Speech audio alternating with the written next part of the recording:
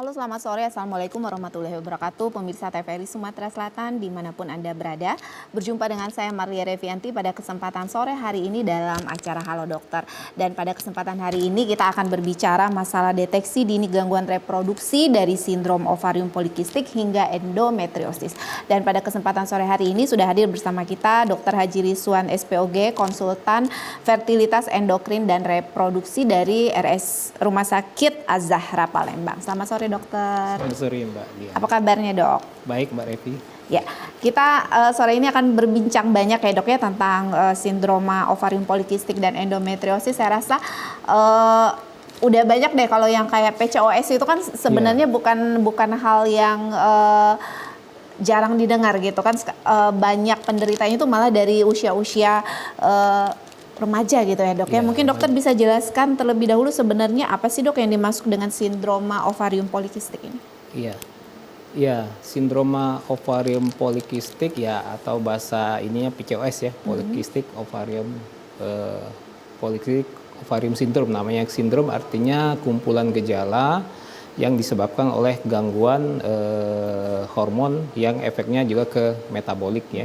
Terutama yang paling sering di sini adalah gangguan hormon, baik hormon androgen terutama, efeknya juga ke efek ke insulin yang kalau dibiarin akan menjadi efek jangka panjang, bisa menyebabkan gangguan metabolik berupa ya tekanan darah tinggi, jantung, penyakit ginjal dan sebagainya. Jadi ini harus benar-benar diketahui dari awal. Apabila diketahui secara awal penyakit ini ya mudah-mudahan nggak ke arah jangka panjang yang tentunya penanganannya lebih kompleks. Oke. Tadi kalau dokter ngomong masalahnya bukan pada si ovariumnya aja ya dok ya, artinya ada efek tadi dokter ngomong tentang hipertensi, kemudian dan lain sebagainya. Nah kalau misalnya gejalanya gitu loh dok, kalau seseorang menderita sindrom ovarium ini, gejalanya. Gejala awal dan yang sering itu yang mungkin tidak terdeteksi ya, mungkin tidak aware untuk para perempuan sekalian itu masalah di gangguan di siklus haidnya ya. Biasanya normal siklus haid itu kan antara 21 sampai 35 hari. Ternyata pada pasien PCOS itu bisa siklusnya panjang, bisa tidak haid sampai 3 bulan, bahkan ada yang 6 bulannya. Untuk kalangan remaja mungkin yang kurang aware, mereka anggap biasa-biasa aja ya. Apalagi dia tertutup, tidak komunikasi dengan orang tuanya. Jadi itu yang harus diwaspadai. Dan untuk yang sudah menikah, biasanya yang dikeluhkan adalah gangguan infertilitas. Artinya dia sudah menikah 1 tahun atau lebih bahkan, tapi belum bisa hamil. Oke, jadi memang dokter spesialisasinya di reproduksi ya dok dan fertilitas. Nah tadi dokter ngomong bahwa mensnya itu bisa lama banget gitu. Nah mungkin dokter bisa jelasin sedikit tentang bagaimana sih siklus menstruasi yang normal itu supaya pemeriksa di rumah tuh bisa tahu gitu ini yang normal atau enggak normal. Iya. Siklus haid yang normal itu ya secara umum dikatakan normal itu apabila berlangsung selama siklusnya antara 21 sampai 35 hari ya. Jadi kurang dari 21 hari itu kurang bagus, artinya sebulan tuh bisa 2 kali atau lebih dari 35 hari itu juga kurang bagus. Jadi terutama pada kasus PCOS ini siklusnya memanjang 35 hari sehingga efeknya kalau dibiarkan terlalu lama bisa terjadi penebalan dari dinding rahim yang juga akan mengganggu haidnya juga. Jadi gejala awal ini awalnya mungkin dia akan mengalami kemunduran dari siklus haidnya dan sekali dia haid siklusnya lama biasanya. Sekali men kan biasanya normal tuh paling lama 7 hari ya. Tapi gara-gara dia haidnya lama terjadi siklusnya mundur, terjadi penebalan dinding rahim sehingga sekali mens atau sekali haid dia akan bisa 14 hari, bisa 3 minggu sampai karena lama tidaknya haid dan deras tidaknya itu tergantung dari ketebalan dinding rahim. Oke. Artinya tadi yang paling banyak gejalanya itu kalau orang belum menikah itu siklus haidnya ya dok ya yang memanjang, bukan memendek artinya ya dok ya siklusnya memanjang. Nah selain siklus haid dok, ada lagi nggak gejala? Apakah pasti kalau siklus haid memanjang itu pasti PCOS atau bisa penyebab yang lain? Ya, memang ada penyebab yang lain.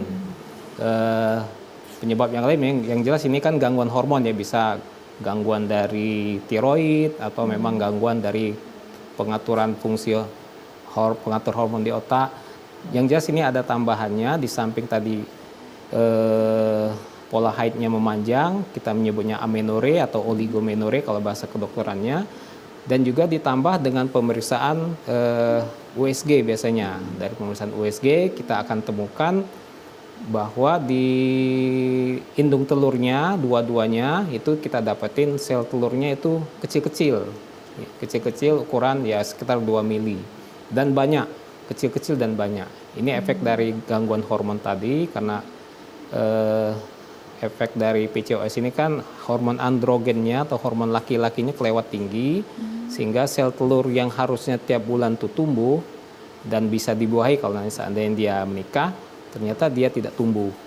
Efek tidak tumbuh inilah maka haidnya jadi memanjang siklusnya. Artinya sel telurnya itu banyak tapi nggak pecah gitu ya, Dok? Iya betul, tidak besar dan tidak matang dan tidak pecah atau tidak ovulasi kalau bahasa ininya. Kan biasanya nih kalau misalnya pemirsa di rumah nih biasanya yang sering kita baca tuh, Dok, biasanya tuh ada keluhan kayak kumis juga, terus jerawatan juga. Nah itu biasanya apa sering ditemui pada penderita PCOS ini, Dok? Iya, pada yang sudah stadium, artinya sudah apabila terlalu lama dibiarin, itu terjadi peningkatan dari hormon androgen ya, hormon androgen. Efeknya ya tadi seperti hormon androgen kan hormon yang ada pada laki-laki. Normal memang tetap ada, hormon androgen ini diperlukan juga pada proses pematangan sel telur. Cuman kalau dalam kadar yang terlalu tinggi pada PCOS, dia justru akan menghambat pertumbuhan sel telur. Itu yang kerja yang efeknya di dalam rahim, di dalam indung telur. Efek yang secara umum metabolik dia akan menimbulkan ya tadi gejala-gejala hirsutisme ya, misalnya dia akan tumbuh kumis, tumbuh rambut halus di dagu, di punggung tangan ya, di dada segala macam. Jadi ini kalau kita dapatin ini biasanya itu kalau kita lihat ini sudah stadium yang sudah lumayan berat gitu. Kalau sudah sampai terjadi hiperandrogen. Oke. Nah ini biasanya sindrom ovarium polikistik ini terjadi pada range usia berapa, Dok? Ya sekarang ini karena ya pola hidup mungkin sudah berubah ya, baik dari kegiatan sehari-hari maupun pola makan, lifestyle. Jadi PCOS ini sudah sering kita dapati pada usia remaja. Dulu awal-awal ya kita dapetin pada usia reproduksi ya, sudah di atas 20, 25. Tapi sekarang sudah kita dapati pada usia remaja. Memang penyebabnya kan secara umum kan banyak, tapi ini diduga karena genetik, faktor genetik. Apabila kita ada, biasanya pada orang tuanya juga ada PCOS, saudara perempuannya juga ada. Tinggal nanti yang memicunya pola hidupnya, ya. Pola hidup zaman sekarang kan yang makan ya junk food segala macam, kurang gerak ya, mager segala macam, sehingga hal-hal yang lifestyle yang kurang bagus itu memicu untuk terjadinya PCOS. Oke, jadi sebenarnya PCOS ini bisa terlihat gitu dari anak-anak remaja kalau menstruasinya nggak teratur. Yeah. Nah mungkin dokter, menstruasi itu kan anak-anak pada bertanya nih kebanyakan gitu, menstruasi yang normal itu gimana, Dok? Apa mulai dari waktunya, bentuk darah mensnya, berapa hari atau gimana seperti itu? Ya awal-awal pada saat seorang perempuan itu memasuki usia akhir balik ya, artinya biasanya mens itu paling lama di usia 14 tahun. 14 tahun, terus kadang-kadang 3 tahun pertama itu dia akan tidak teratur mensnya. Teratur dulu, Dok. Karena secara hormonal, pengaturan fungsi, pengatur hormon di otak sampai target organnya di ovarium itu, di induk telur itu masih koordinasi sarafnya belum rapi ya. Jadi efeknya haidnya kadang-kadang mundur. Jadi tapi biasanya dia akan kembali normal kalau sudah 3 atau 4 tahun di usia ya 17-18 tahun biasanya akan kembali normal. Yang siklus yang tadi 21 sampai 35 hari. 35 hari. Nah, dokter mengatakan bahwa ada ada kemungkinan genetik. Jadi orang itu udah bawaan genetiknya kemudian dipacu oleh gaya hidup itu bisa menyebabkan Betul. timbulnya sindrom ovarium polikistik. Nah, bagaimana pola hidup bagaimana sih yang idealnya dilakukan oleh adik-adik kita di rumah supaya terhindar gitu. Misalnya udah ada riwayat mamanya kena polikistik. Nah, dia harus gimana nih seperti itu? Ya, pola hidup ya yang seperti yang kita ketahui secara umum ya mulai dari makan dijaga, banyak makan jangan terlalu sering tinggi karbohidrat ya, kalorinya disesuaikan dengan aktivitas ya. Kalau memang hari itu tidak banyak aktivitas ya jangan banyak-banyak makan kalori. Nanti kalau tidak itu dia akan disimpan sebagai lemak yang itu akan menimbulkan salah satu gejala PCOS. Begitu aja makan yang dimakan ya banyak, terutama banyak tinggi protein dan kaya serat. Karena ada penelitian terbaru memang apabila salah satu otak keduanya dalam tanda kutip hormon itu adalah usus. Jadi kalau ususnya kurang bagus, dalam arti kurang serat, artinya penyerapan karbohidratnya kurang sehingga bisa menyebabkan gejala yang tadi mengganggu, yang efek jangka panjangnya mengganggu sensitivitas insulin ya, yang sudah kalau sudah terlalu parah. Jadi makannya harus dijaga ya, jangan terlalu tinggi karbohidratnya, banyak serat, tinggi protein, dan juga dengan banyak melakukan aktivitas fisik ya. Jadi ya yang jangan hanya duduk nggak ada ya, kurang aktivitas ya. Kalau perlu ditambah olahraga ya 3-4 kali seminggu ya, aktivitas olahraga baik yang sifatnya membakar kalori ya, jalan, ataupun lebih bagusnya kalau yang bisa melatih massa otot ya, karena kedua-duanya kardio maupun yang bisa memperbesar massa otot itu akan baik sekali untuk mencegah timbulnya kejadian PCOS. Artinya kalau misalnya dokter kan konsultan fertilitas ya dok ya, kalau misalnya dari kebanyakan kasus-kasus infertil yang datang itu kebanyakan penyebab terbesarnya apa dok? Apakah sindrom polikistik ovarium ini? Iya, salah satunya penyebab gangguan infertilitas, artinya ini kalau ujungnya kan terjadi gangguan ovulasi ya. PCOS menyebabkan tadi sel telurnya kecil, jadi tidak terjadi ovulasi ya, ini penyebab dari infertilitas. Ini termasuk tinggi, ini sekitar 40%. Yang kedua ya yang akan kita bahas yang selanjutnya tentang yaitu endometriosis. Ya. Nah tadi saya juga ingin bertanya, itu kan perempuan punya 2 ovarium ya dok ya. Apakah pada kasus PCOS ini dua-duanya kista semua atau gimana dok? Pada PCOS dia cenderung nggak timbul kista tapi sel telurnya kecil. Tapi kalau memang kadang-kadang bisa karena terlalu lama tidak ditanggulangi, sel telurnya akan kecil-kecil sehingga efeknya indung telur sendiri jadi ukurannya lebih besar tapi bukan kista. Oh bukan, berbeda ya dok ya? Beda. Menarik sekali, kita akan bahas setelah ini dokter, tapi kita harus jeda terlebih dahulu, dan pemirsa TVRI Sumatera Selatan kami akan kembali setelah jeda pariwara berikut ini.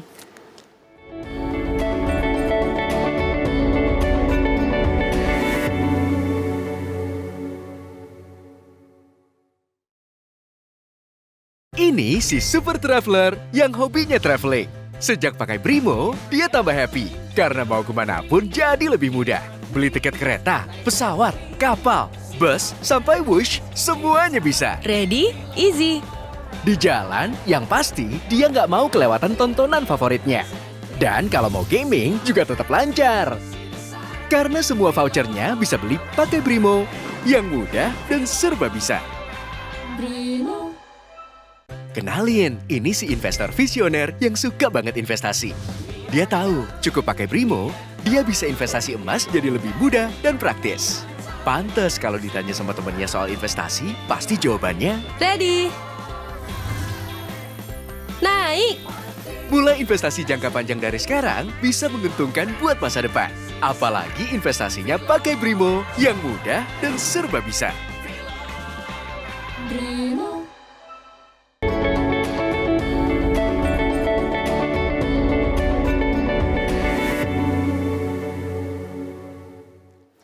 Baik pemirsa TVRI Sumatera Selatan, kembali bertemu bersama kami berdua hari ini dalam acara Halo Dokter, dan kita bisa hari ini berbicara masalah deteksi dini gangguan reproduksi dari sindrom ovarium polikistik hingga endometriosis. Dan kami juga mempersilahkan Anda untuk bisa bertanya melalui nomor WA di nomor 0823 11 98 17 90. Silakan Anda bertanya, nanti saya akan bacakan dan tanyakan kepada dokternya. Nah dokter, tadi saya sempat berbincang-bincang gitu sama dokter ya, pas jeda tadi mengenai, kan sering dengar, ibu-ibu pasti sering dengar juga yang kista yang harus dioperasi atau apa. Betul. Ini kalau polikistik, sindrom polikistik ovarium ini apa dioperasi juga atau bagaimana dok? Ya, ya walaupun namanya polikistik bukan berarti dia akan menjadi kista. Artinya kita nyebutnya polikistik, artinya poli itu artinya banyak kista. Kistiknya menggambarkan sel telur yang kecil tadi. Biasanya tidak, penanganan PCOS ini tidak sampai dilakukan operasi kecuali pada kasus-kasus yang bagian dari program hamil. Salah satu bagian program hamil, salah satunya apabila kita dapati efek dari polikistik ini yang jangka panjang, kan terjadi penebalan dari indung telur, sehingga indung telur yang sudah kita beri obat-obat pembesar, sel telurnya tidak bisa ovulasi, tidak bisa pecah karena kelewat tebal dinding dari indung telur tadi. Maka dilakukan tindakan operasi laparoskopi drilling. Jadi indung telur yang banyak, yang kita kira tebal itu dari pemeriksaan kita bolong-bolongi istilahnya. Baik, dokter ada penanya langsung. Baik, halo, selamat sore. Selamat sore juga Mbak. Silakan Mbak, dari mana? Dan siapa namanya? Saya dari Pelaju, Ibu Ruli Mbak. Ibu Ruli dari Pelaju. Silakan Ibu, pertanyaannya langsung sama Dokter Iswan. Ya, makasih Mbak ya. Ya. Selamat sore dokter. Ya, selamat sore Bu Ruri. Dokter, ini menjelaskan masalah mens dan itu ada kista ya. Kalau dari tumor leher rahim itu sama nggak? Arahnya ke sana nggak dok? Apalagi dia sudah dioperasi, kata dokter harus dioperasi. Nah, efeknya nanti ke depan gimana? Ada hubungannya enggak dari kista dengan tumor leher rahim? Oh, ya. Mohon penjelasannya dokter, terima kasih. Assalamualaikum. Ya, Waalaikumsalam warahmatullahi wabarakatuh. Saya jawab. Silakan dokter. Ya, terima kasih Ibu Ruli dari Pelaju ya. Memang dalam hal ini tidak, ya ini berarti di luar konteks dari PCOS ya. Jadi kista dengan apa tadi, tumor di leher rahim ya. Jadi ini dua hal yang berbeda. Kista itu biasanya tumbuh di indung telur. Memang ada beberapa yang tumbuh di dalam rahim ya. Tapi ini kita jarang nyebutnya, kita lebih bilang ke arah tumor. Nah, apakah tumor yang dimaksud Ibu tumor di leher rahim itu atau ya tumor ya? Ini bisa banyak macam, bisa polip ya. Polip artinya tumor yang tumbuh di mulut rahim ya. Mulut rahim yang bisa salah satunya bisa mengganggu haidnya, bisa juga memanjang, bisa juga terjadi gangguan kehamilan ya, gangguan kesuburan. Atau bisa juga terjadi, kita nyebutnya juga sebagai suatu miom. Miom yang tumbuh di dalam rongga rahim. Jadi mungkin perkiraan saya Ibu, memang yang dimaksud Ibu ini antara polip atau miom submukos kalau kita nyebutnya. Miom yang salah satu jenis miom yang tumbuhnya di dalam rongga rahim.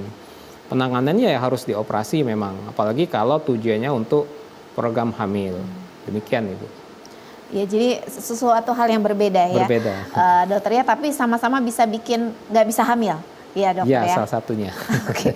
Baik, pemirsa, kebetulan ada Dokter Iswan loh. Kalau ibu-ibu sekalian mau konsultasi kan harus ke Rumah Sakit Az-Zahra. Nah, sekarang tuh konsultasinya gratis, bisa bergabung bersama kami di nomor 0711 311 454 ya, atau boleh juga WA.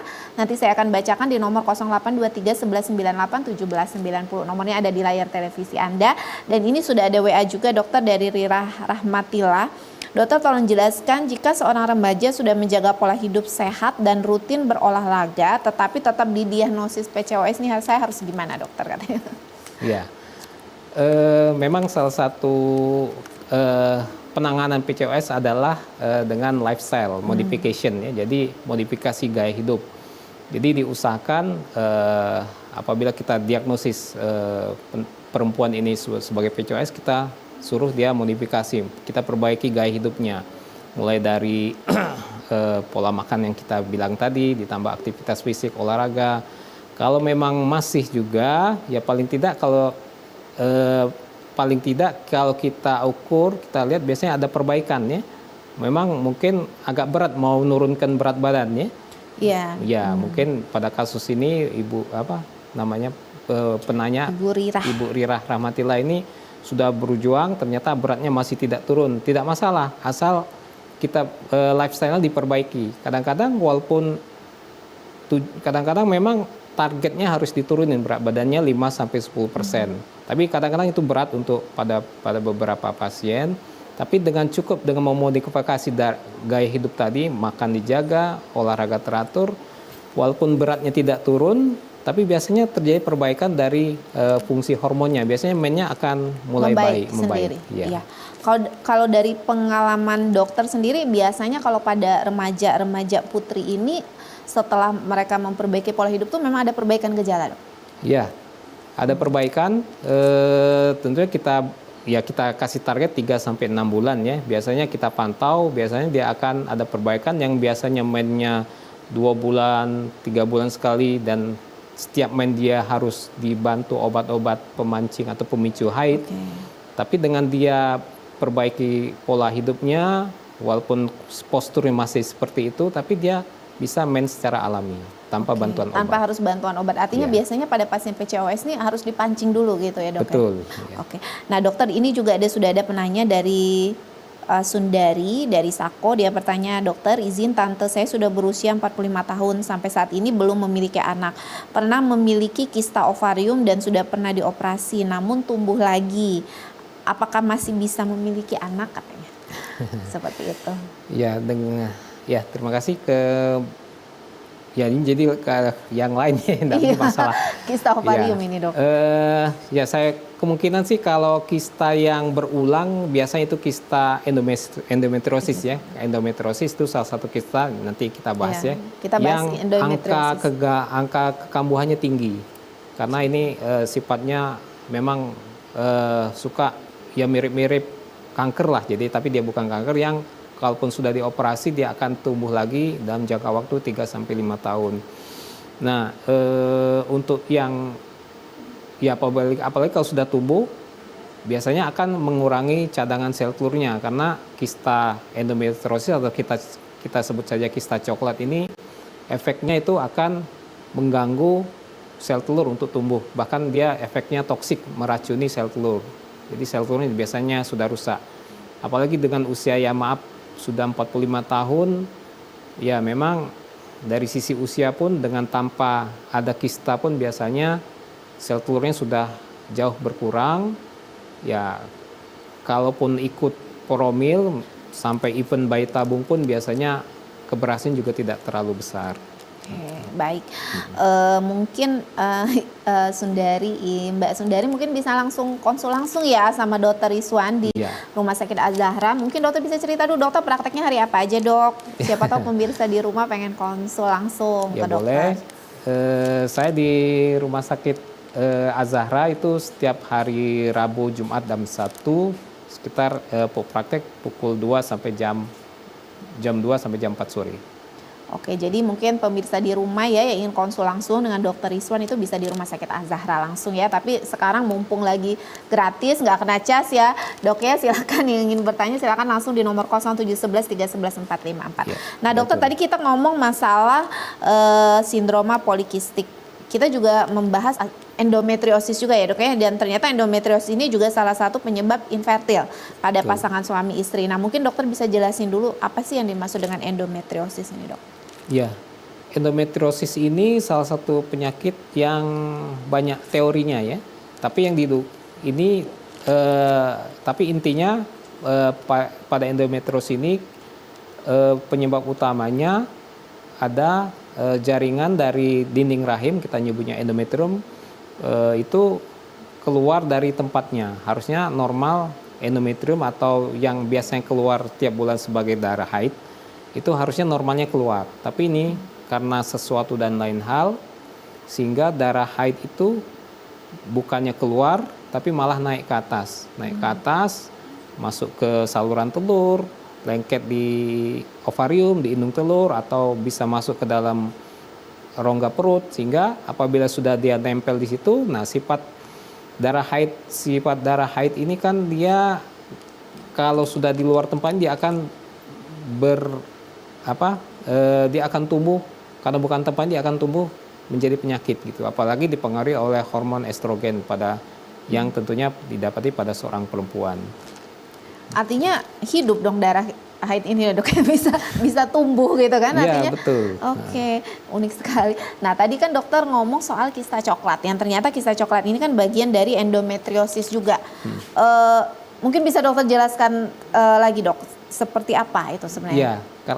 Beda sama polikistik kan dok ya? Ya ini beda penyakit.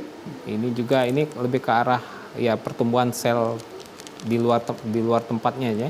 Jadi kalau sel darah haid tadi dia masuk nempel di indung telur biasanya akan menjadi kista coklat. Yang kita bilang kista yang kalau dioperasi sekedar dibuang kistanya aja dia akan tumbuh lagi. Kalau dia nempel di saluran telur dia bisa bikin tersumbat. Jadi saluran telurnya buntu, akibatnya pasien ini perempuan ini juga sulit hamil. Atau dia saatnya dia tumbuh di belakang rahim di dinding dari dinding dari saluran cerna usus besar, dia akan mengalami gangguan BAB-nya biasanya akan nyeri. Jadi di mana dia nempel di situ akan timbul rasa nyeri. Oke. Kadang juga yang terakhir dia bisa masuk, bukan dia tumbuh lagi ke dalam, dia nggak keluar tapi dia menyisip ke dalam otot rahim, itulah kita sebutnya sebagai adenomiosis. Adenomiosis. Oke. Nah dokter tadi dokter jelasin gejala-gejala penyebab endometriosis ini apa dok? Apakah sama seperti sindroma ovarium polikistik atau ada penyebab yang lain? Iya. Ini teori penyakitnya yang banyak teorinya ya, banyak teori. Tapi yang dipakai sekarang, yang sampai sekarang dipakai tadi teori regurgitasi darah haid. Jadi darah haid yang naik bukannya keluar, tapi dia naik masuk ke rongga perut dan tumbuh di situ. Tapi tidak semua perempuan akan mengalami, kadang-kadang kalau memang gitu tentu setiap perempuan ada ya, ternyata ada faktor lain. Ada faktor perubahan genetik juga, ada faktor yang lain sehingga bisa timbul penyakit ini gitu. Nah tadi kan kalau dokter ngomong bahwa sindroma ovarium polikistik itu kan ada risiko genetik seperti itu, kalau orang tuanya pernah menderita, anaknya memiliki risiko. Apakah endometriosis ini sama dok? Ya, ada di beberapa penelitian sih, beberapa jurnal bilang ada.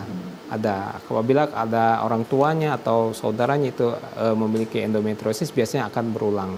Tapi ini juga tetap kalau polikistik, kalau PCOS tadi kan bisa kita kontrol dengan dia menjaga pola hidupnya. Tapi kalau endometriosis ini ya kita tidak bisa dengan perbaiki gaya hidup juga nggak bisa dia. Kalau memang tumbuh dia akan tumbuh. Tinggal nanti gimana caranya kita bisa mendeteksi lebih awal. Karena ini gejala awalnya tadi bisa terutama dua tanda gejala endometriosis adalah nyeri haid, dysmenorrhea atau infertilitas. Jadi dua ini yang perlu kita ketahui. Baik dokter, kita akan sambung lagi ngobrol-ngobrolnya, tetapi kita harus jeda terlebih dahulu, dan pemirsa TVRI Sumatera Selatan tentunya kami akan kembali setelah jeda pariwara berikut ini.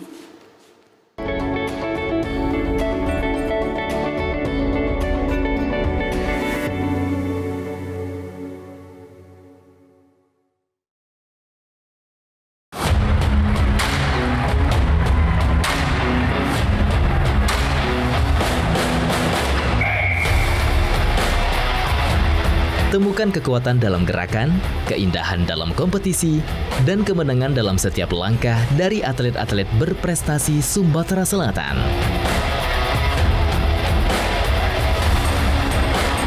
Hanya di TVRI Sumatera Selatan.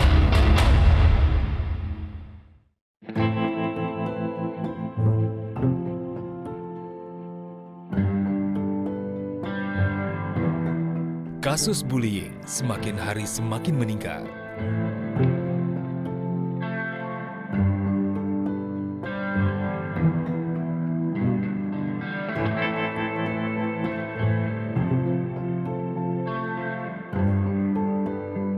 Bullying tidak hanya fisik, bisa berupa ejekan, perundungan daring, bahkan pengucilan.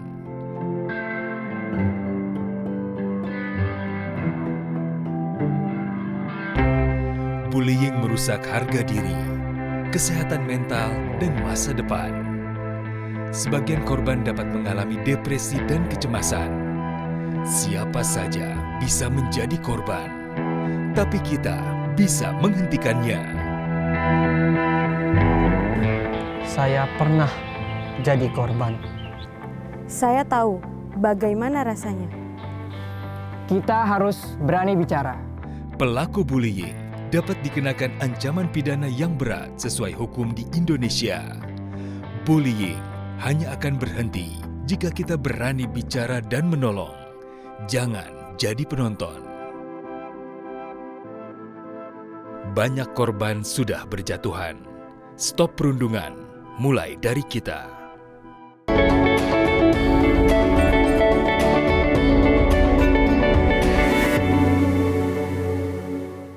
Ya, pemirsa TVRI Sumatera Selatan, kembali lagi bersama kami di sini dalam tema deteksi dini gangguan reproduksi dan sindrom polikistik ovarium hingga endometriosis. Kita akan bahas tuntas pada kesempatan sore hari ini, dan silakan untuk Anda yang ingin bergabung bersama kami, Anda bisa langsung berkonsultasi dengan Dr. Rizwan di nomor 07113114454 atau bisa mengirimkan pesan melalui nomor WA yang ada di layar televisi Anda. Nah, dokter, ini juga sudah ada yang bertanya dari Ratih, umur 15 tahun, sampai saat ini mens saya itu, dok, katanya kadang mens kadang enggak. Nah, apa yang harus saya lakukan?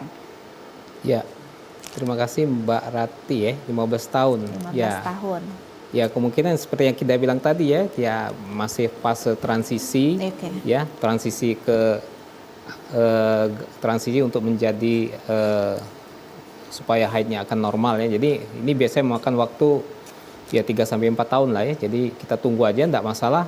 Tapi kalau memang terlalu lama, biasanya maksimal kita tunggu sampai 3 bulan. 3 bulan belum haid juga sebaiknya diperiksa, nanti diberikan obat-obat pemicu haid. Karena walaupun ini secara fisiologi termasuk normal ya, tapi tetap kita bantu jangan sampai terjadi penebalan dinding rahim walaupun ini masih usia remaja. Jadi idealnya itu kalau usia remaja itu warningnya usia berapa, dok, yang dia harus mencari pertolongan untuk konsultasi ke dokter? Iya, kalau sudah rata-rata dia memasuki tadi kalau memang ekstrim benar, misalnya sampai 6 bulan belum haid juga, kita lihat tanda-tanda tadi, kita lihat ada tanda hirsutisme, kita lihat ada tumbuh bulu. Nah, ini kita curiga, apalagi kita bantu dengan USG, pemeriksaan penunjang, kita dapetin memang ada gejala PCOS. Biasanya kita langsung intervensi dari awal. Tapi kalau memang tidak ada masalah, posturnya bagus, ya kita perkirakan, kita nilai ini memang dari gangguan atau masih tahap perkembangan dari sinyal hormon yang mengatur siklus menstruasi. Nah, dokter, tadi kan dokter ngomong secara umum, dok, ya, makanan-makanan yang dihindari untuk pasien yang PCOS ini. Lebih spesifiknya ada nggak, dok? Misalnya dihubungkan dengan alergi terhadap terigu, terhadap susu, gitu, ada nggak, dok? Secara umum sih tidak ada yang spesifik untuk makanan yang harus dihindari. Tapi secara umum ya yang tinggi karbohidrat ya, yang gulanya terlalu tinggi, yang sekarang kan banyak tuh ya. Hati-hati juga ya, kopi-kopi sekarang kan yang lagi menjamur kan, hati-hati lihat gulanya juga, jadi jangan terlalu sering mengkonsumsi hal-hal yang tinggi gula. Ya junk food sudah jelas ya yang hal-hal yang sifatnya siap saji, tentu dengan kadar lemak yang tinggi juga akan efeknya kurang bagus untuk metabolisme dari perempuan tersebut. Baik, artinya memang pola hidup sehat ya tentunya pemirsa di rumah ya, bukan hanya untuk mencegah PCOS saja, tapi dengan untuk penyakit-penyakit yang lain juga. Nah dok, untuk yang endometriosis ini biasanya terjadinya pada usia berapa, rentang usia berapa dok? Ya, endometriosis timbul ya mulai dari pada saat perempuan itu mulai haid. Karena prinsipnya tadi apabila sudah dia mulai haid, usia reproduksi terutama ya, bahkan ada juga yang muda, sudah terjadi haid, seandainya terjadi tadi ada darah haid yang balik ke dalam rongga perut, ya tidak menutup kemungkinan kita dapati usia masih muda sudah terkena endometriosis. Tinggal nanti bentuknya apa, apakah bentuk kista, apakah bentuk adenomiosis, atau bentuk yang lain seperti yang kita jelaskan tadi, apakah dia nempel di usus, bisa terjadi gangguan defekasi dan segala macam. Artinya bentuk endometriosis itu bermacam-macam tadi yang dokter bicarakan tadi. Nah, biasanya kalau pada pasien endometriosis ini biasanya gejala yang paling umum tuh timbul apa dok? Yang biasanya datang, apakah nyerinya kah atau karena nggak punya anak setelah beberapa tahun menikah biasanya datang ke praktek dokter? Iya. Yang paling sering sih biasanya ya kalau dia masih belum menikah tentunya dia akan mengeluhkan nyeri pada saat haid, dysmenorrhea. Biasanya normal kan nyeri haid itu secara normal ya pada ya minimal 1-2 hari mulainya. Tapi ini dari hari itu sampai berhenti haid pun dia tetap nyeri dan dia harus konsumsi obat anti nyeri analgetik. Jadi ini salah satu tanda. Apabila dia sudah menikah, nah biasanya kita dapatin dia mengeluh sudah 1 tahun atau 1 tahun lebih minimal, dia belum memperoleh keturunan. Ya, kita lihat pola haidnya bagus, kita lihat haidnya bagus, artinya secara hormon bagus. Cuman kita lihat kok dia nyeri haid. Kita pastikan dengan pemeriksaan USG ternyata ada kista endometriosis atau bentuk yang lain. Kalau dikatakan tadi salah satu penyebab infertilitas itu adalah PCOS dan endometriosis. Apakah pasti orang yang endometriosis itu infertil dok? Nggak bisa hamil? Atau kondisi endometriosis yang gimana yang bisa bikin orang nggak bisa hamil? Ya, terutama yang kondisi endometriosis yang mengganggu proses kesuburan atau pasien jadi lambat hamil ya yang mengganggu pembentukan sel telur, terutama contohnya pada kista coklat atau pada yang bisa 1 atau 2 ya, apalagi kalau 2 bilateral itu sangat mengganggu sekali untuk sel telur itu tumbuh. Yang kedua bisa bentuk yang lain, kista endometriosis ini efeknya juga bisa menimbulkan perlengketan, ya perlengketan saluran telur tadi dia akan lengket ke organ dalam perut ya, bisa di usus sehingga kemampuan dari saluran telur untuk menangkap sel telur yang pecah pada saat ovulasi itu terganggu. Jadi yang selanjutnya bentuk yang lain, contohnya tadi adenomiosis itu salah satu bentuk endometriosis yang tumbuh dalam rahim sendiri. Dia akan mengganggu embrio yang sudah terjadi, misalnya sudah terjadi pembuahan, embrio itu akan tertanam di dinding rahim. Cuman karena ada adenomiosis yang tumbuh di belakangnya, di ototnya, dia akan mengganggu tertanamnya embrio untuk bisa nempel dan berkembang. Jadi banyak spektrum yang bisa menjadi penyebab terjadinya gangguan infertilitas pada pasangan usia subur yang mengalami endometriosis.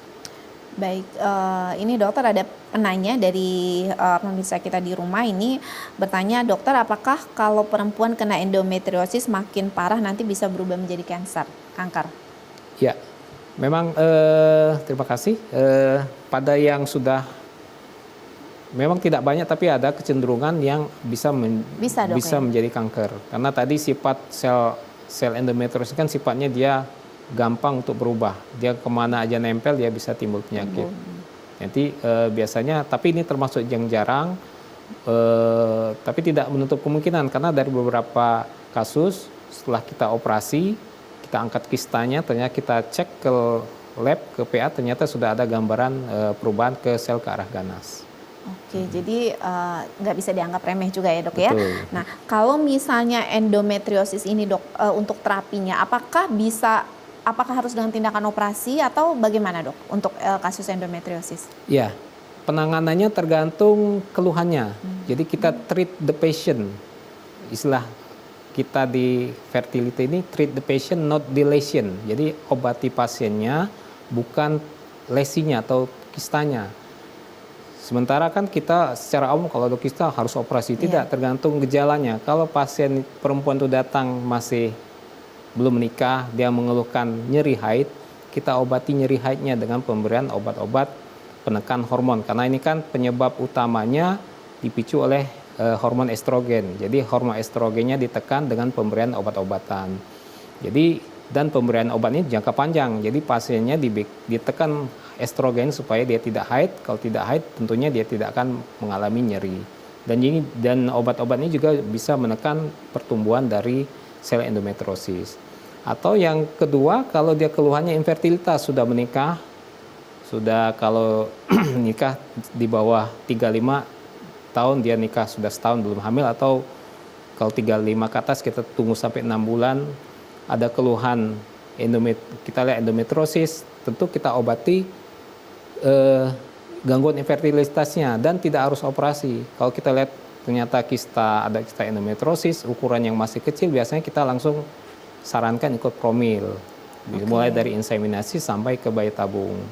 Kalau memang gagal, ya baru kita lakukan tindakan operatif. Jadi tidak semua kista atau penyakit yang berhubungan dengan endometriosis harus dilakukan diterapi dengan penanganan operasi.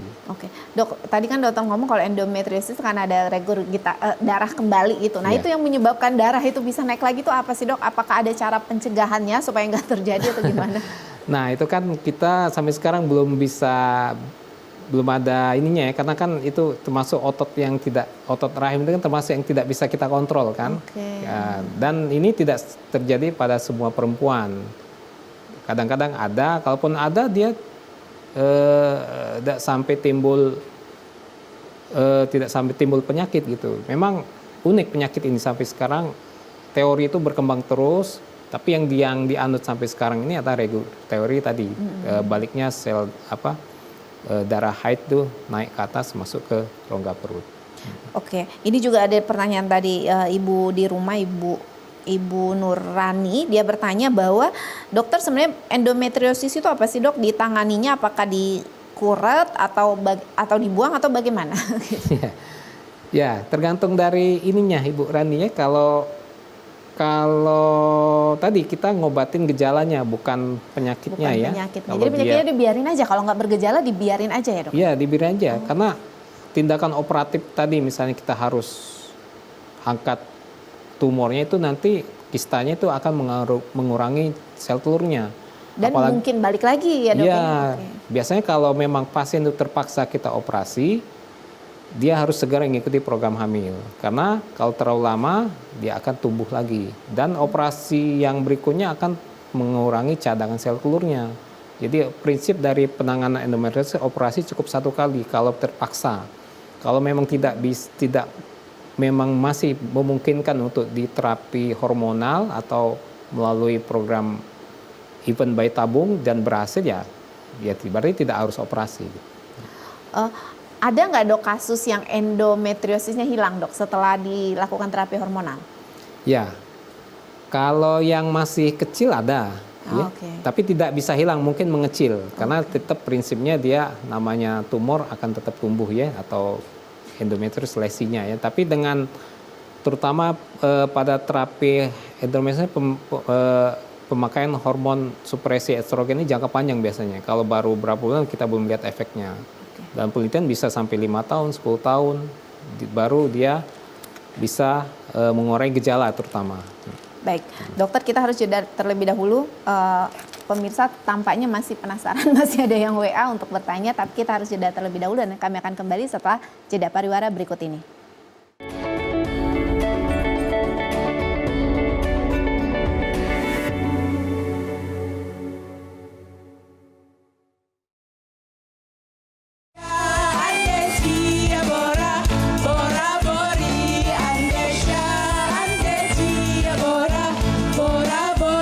Masalah tuh ngapa sedihnya? Aku nih buntu. Ketalang betutu ke rumah Cek Gaya. Cakap. Walaupun buntu tetap gaya.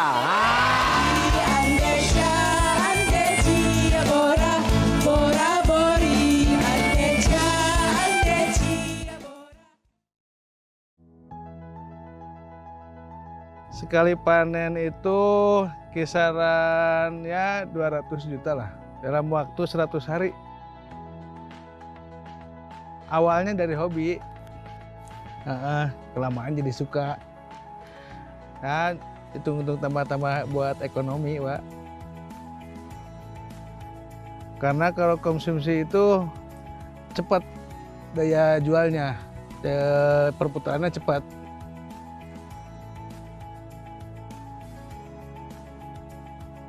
Hasil modal sama itu ya, sama laba ya, kisaran 200 juta tuh. Ya kalau modal kisaran 120-an lah. Kalau masalah ekonomi alhamdulillah lah, cukup lah buat anak istri. Tipsnya mulai dari tanam itu pengapuran, tabur garam, kolamnya 1 bulan itu 2 kali ganti air. Kasih pakan secara teratur sehari 3 kali kalau saya.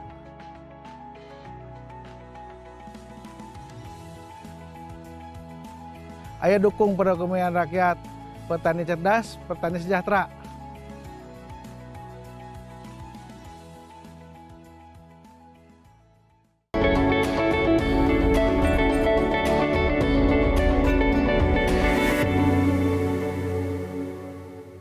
Baik pemirsa TVRI Sumatera Selatan, kita tiba di segmen terakhir ya acara Halo Dokter pada hari ini dengan tema deteksi dini gangguan polikistik ovarium, kemudian endometriosis, dan kami masih membuka kesempatan untuk pemirsa di rumah untuk bertanya langsung bisa di nomor 07113114454 atau di WA di nomor 082311981790. Dokter Iswan, kalau untuk perempuan ya yang misalnya ingin menikah gitu, idealnya tuh apa ada screening khusus nggak sih dok? Idealnya ya, kita ngomong ideal karena kan emang nggak ditanggung oleh asuransi. Idealnya itu perempuan usia subur lah, itu mulai kapan mereka seharusnya sudah melakukan kunjungan ke dokter obgyn untuk screening kondisi-kondisi yang seperti ini? Iya, kalau screening ya boleh-boleh aja ya, ya hak pasien ya pengen tahu.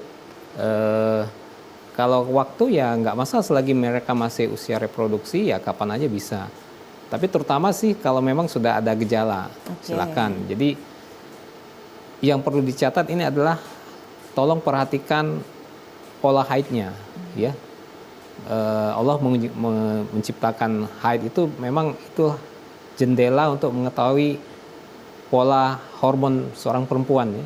Jadi dari kalau haidnya mulai terganggu ya artinya hormonnya sudah tidak bagus. Jadi penting sekali. Jadi kadang-kadang kita ini kurang aware dengan mennya sendiri. Kadang ditanya kapan men terakhir, tidak ingat, lupa kan. Jadi padahal kan sekarang sudah banyak ya dicatat aja, ataupun sekarang banyak aplikasi yang bisa di-download secara gratis untuk tahu, bisa mencatat pola haid kita, kapan masa subur kalau memang sudah menikah ya. Jadi perlu diperhatikan seorang perempuan tuh lebih aware dengan pola haidnya. Jadi dari situ akan tahu apakah dia mengalami gangguan hormon yang efeknya bisa ketahuan apakah ini efeknya bisa timbul penyakit atau tadi bisa ke arah gangguan kesuburan.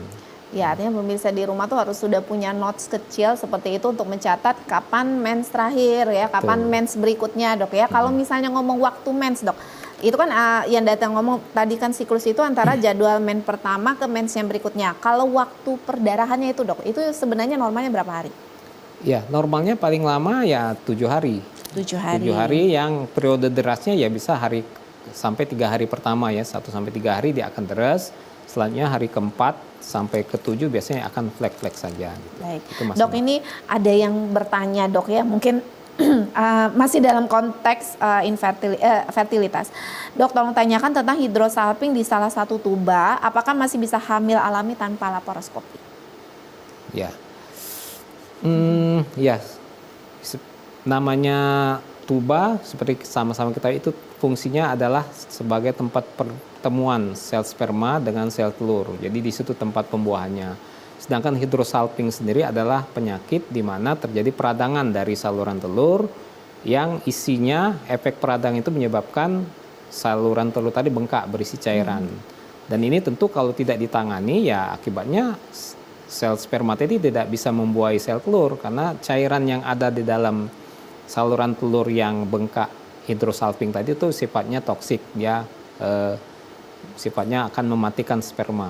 Jadi memang sebaiknya harus dilakukan tindakan operatif untuk menanganin ini ya. Jadi tindakannya bisa dibuang secara operatif, dikoreksi hidrosalpingnya dan dengan pemberian antibiotik. Tapi kalau memang sudah berat betul sampai bengkak betul, biasanya artinya sudah rusak, ya mukosanya sudah rusak, tidak bisa dipertahankan. Biasanya kita angkat dan pasien disuruh ikut program bayi tabung. Bayi tabung ya dok ya. Nah dok, ini juga yang ditanyakan oleh salah satu pemirsa kita di rumah ini, apakah kontrasepsi hormonal itu memperberat kondisi endometriosis? Ya, kontrasepsi hormonal terutama yang mengandung estrogen ya, terutama pada pil KB kombinasi. Itu walaupun dalam secara kecil estrogennya tidak terlalu besar. Biasanya ini bisa memicu karena tadi isinya estrogen yang berperan sekali bisa untuk memperberat penyakit endometriosis. Biasanya disarankan pilihan pil KB yang mengandung progesteron aja. Misalnya suntik KB yang 3 bulan atau yang pil KB yang isinya progesteron aja seperti mini pil atau pil KB menyusui itu bisa. Dia bisa untuk mengurangi kalau memang dia ada gejala endometriosis, bisa mengurangi supaya jangan sampai lebih besar gitu. Nah kalau misalnya pil KB, suntik KB yang 3 bulan itu kan nggak mens tuh dok. Nah itu gimana tuh jadi menghitung siklusnya, kan jadi membingungkan. Rata-rata kan nggak mens, rata-rata. Ya artinya ini tidak mensnya ini karena faktor dari luar, artinya dengan pemberian obat-obatan. Sebenarnya tidak masalah sih, tinggal dari perempuannya pasien. Kadang-kadang kan kalau nggak mens merasa tidak nyaman ya, merasa nggak nyaman harus mens. Kalaupun sebenarnya nggak mensnya itu wajar karena ada intervensi pemberian obat KB suntik 3 bulan yang memang menekan hormon pengatur haid. Jadi sebenarnya tidak masalah sih, cuman kalau kepengen tetap men biasanya dijeda diganti pel KB kombinasi. Oke, nah kemudian yang untuk endometriosis tadi dokter, kalau pada PCOS kan ada pola hidup yang harus diubah, kemudian disesuaikan dengan kondisi PCOS-nya. Apakah kalau endometriosis juga berlaku hal yang sama dok? Ya, kalau endometriosis karena sifatnya pertumbuhan sel yang tidak bisa kita kontrol, ini memang tidak terlalu pengaruh untuk perubahan gaya hidup ya. Jadi ya penanganannya dengan pemberian obat-obatan terapi mulai dari terapi hormonal sampai tindakan operatif. Jadi tidak terlalu signifikan dengan perubahan gaya hidup akan mempengaruhi pertumbuhan sel endometriosis. Tapi ya tetap secara umum ya kita semua harus tetap menjaga pola hidup sehat tentunya. Baik, nanti nggak muncul endometriosis, muncul penyakit yang lainnya dok. Nah dokter, ini kita sudah sampai di penghujung acara, mungkin ada yang dokter ingin sampaikan kepada pemirsa di rumah tentang topik kita pada hari ini dok.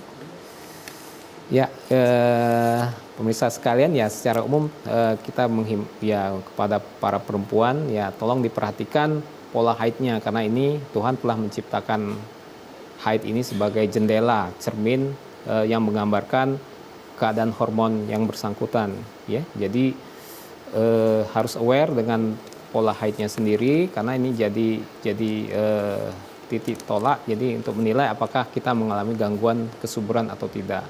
Selanjutnya jangan harus segera berkonsultasi ya atau jangan didiemin aja kalau memang ada keluhan menstruasi mulai dari gaya haid yang siklusnya memanjang maupun atau kita dapetin ada nyeri haid. Jadi silakan jangan disimpan sendiri. Baik, artinya penting sekali pemirsa di rumah untuk mengetahui siklus haid yang teratur karena itu memberikan gambaran secara kasar begitu bagaimana kondisi hormon kita seperti itu ya dokter. Terima kasih dokter Rizwan untuk perbincangannya pada sore hari ini, menarik sekali. Dan pemirsa TVRI Sumatera Selatan, terima kasih Anda sudah membersamai kami selama kurang lebih 1 jam ini. Saya Marlia Revianti undur diri, selamat sore, sampai jumpa.